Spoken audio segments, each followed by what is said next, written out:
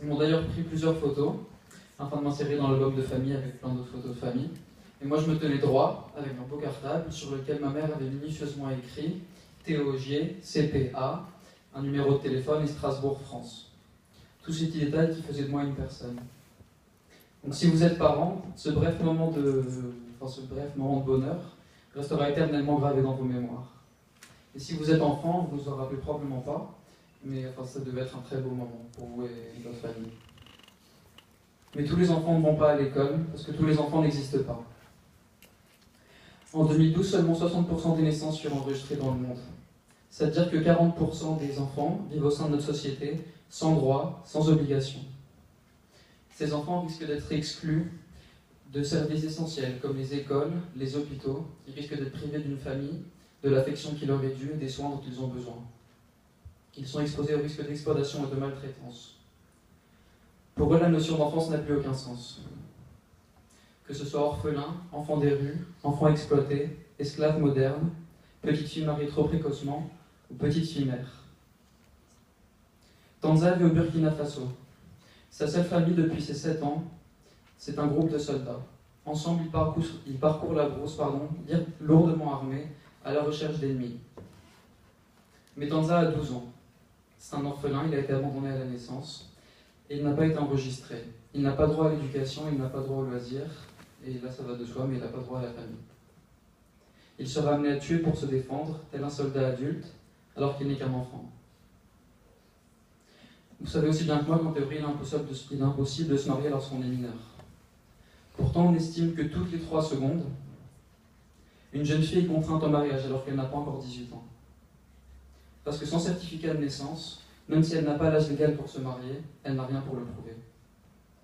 Et c'est comme ça que Soraya, à 13 ans, a épousé celui qui de 24 ans, son aîné, prétendait pouvoir la sauver. Mais il a fait qu'empirer sa situation, l'obligeant à travailler pour lui, et avec d'autres hommes abusant d'elle sexuellement. Mais Soraya ne parle pas, non seulement parce qu'elle a peur, mais aussi car elle a honte.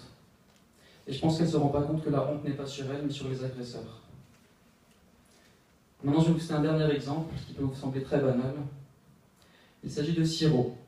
Siro, c'est un petit gamin italien qui a été abandonné avec sa sœur quand il avait 4 ans et elle 7. Sa sœur Mathilda, pardon. Comme de nombreux enfants invisibles, on les appelle invisibles parce qu'ils n'existent pas. Ils vivent dans la rue, loin d'une famille, loin de l'école, loin de l'affection qui leur est due et loin des soins dont ils ont besoin. Les 2 enfants vendent des mouchoirs dans le métro italien, devant une foule indifférente, et ils récitent une phrase qu'ils connaissent désormais par cœur. Ils disent « Merci beaucoup, bon après-midi ». Siro et Mathilda, vous avez dû les croiser en allant travailler ou en revenant du boulot dans le métro, mais comme moi, vous ne les avez pas vus. Pourtant, j'étais sûr qu'ils se tenaient devant moi, mais je ne les ai pas vus. Ces enfants, ils ne savent peut-être pas compter ou réciter l'alphabet, mais ils ont appris une chose fondamentale que moi et vous, on ne sait pas. Ne jamais montrer que l'on souffre. Et ne jamais pleurer en public, car eux, s'ils commencent, ils risquent de ne jamais s'arrêter.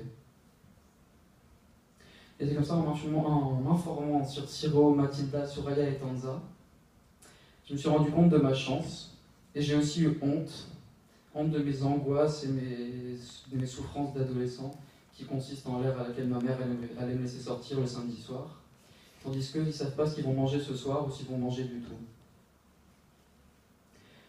Mais maintenant donc les voir, ces enfants, car ils ne sont pas invisibles, et ils existent et ils sont le fruit de notre société. Il faut se battre toujours et encore pour que chaque enfant dans ce monde soit déclaré, et il faut que les parents ressentent la nécessité de les déclarer.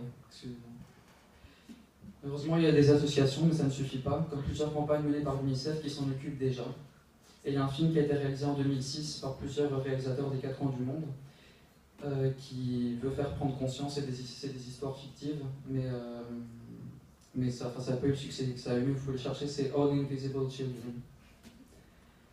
Et donc voilà, il y a des associations qui s'en occupent, et il faut qu'aussi nous en mettre une autre, pour que ces enfants ne se heurtent pas à la pauvreté, à l'abandon, au manque d'éducation, à la malnutrition, à la discrimination et à la négligence. Merci beaucoup, bon après-midi.